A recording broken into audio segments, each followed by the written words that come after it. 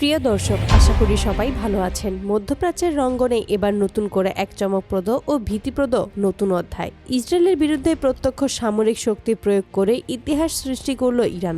গত রাতের এক বিস্ফোরক ঘোষণায় দাবি করা হচ্ছে, ইরানের অত্যাধুনিক প্রতিরক্ষা ব্যবস্থা ইসরায়েলের ৩টি আধুনিক যুদ্ধবিমান ঘুরিয়ে দিয়েছে।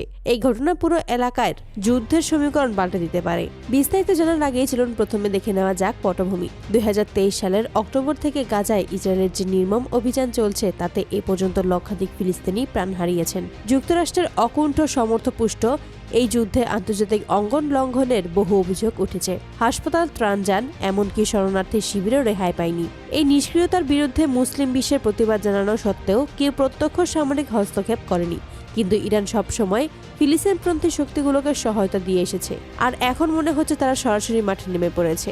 গত রাতের এই ঘটনাটি ঘটেছে ইরানের আকাশসীমার সন্নিকটে। সূত্রগুলোর দাবি করেছে, ইসরায়েলের ৩টি অত্যাধুনিক যুদ্ধবিমান সম্ভবত এই যুদ্ধের শীর্ষস্থানীয় জেট ফাইটারগুলোর মধ্যে পড়ে। গুপ্তচর বৃদ্ধি বা সম্ভাব্য হামলার প্রস্তুতি নিতেই ইরানের সীমানার কাছে চক্কর দিচ্ছিল। কিন্তু ইরান তাদের উন্নত রাডার ব্যবস্থা দিয়ে ওই বিমানগুলো শনাক্ত করে ফেলে। এরপরেই প্রতিরক্ষা বাহিনী তাদের দূরপাল্লার আধুনিক ক্ষেপণাস্ত্র নিক্ষেপ করে। ফলাফল কি দাঁড়ালো? ইসরায়েলের ৩টি যুদ্ধ বিমানই সম্পূর্ণরূপে ধ্বংস হয়েছে।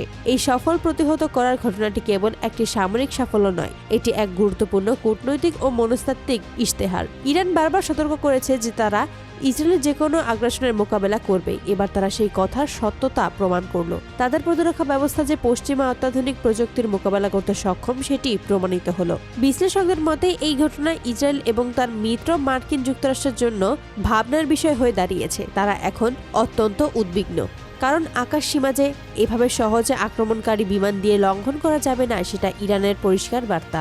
ইসরায়েল এখনও আনুষ্ঠানিকভাবে কোনো মন্তব্য করেনি, কিন্তু তারা নিশ্চুপ বসে থাকবে এমনটা মনে হয় না। ইরানের এই সফল অভিযান পুরো অঞ্চলের উত্তেজনা তীব্র থেকে তীব্রতর করে তুলেছে।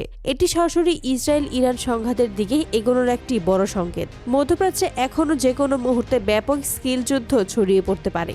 আন্তর্জাতিক সমাজ এই সংকট মোকাবেলায় কি ভূমিকা রাখে, সেটাই এখন দেখার অপেক্ষা। গাজায় চলমান নৃশংসতার প্রেক্ষাপটে এই নতুন সামরিক সংঘর্ষ পুরো বিশ্বের জন্যই একটি বিপজ্জনক হুমকি।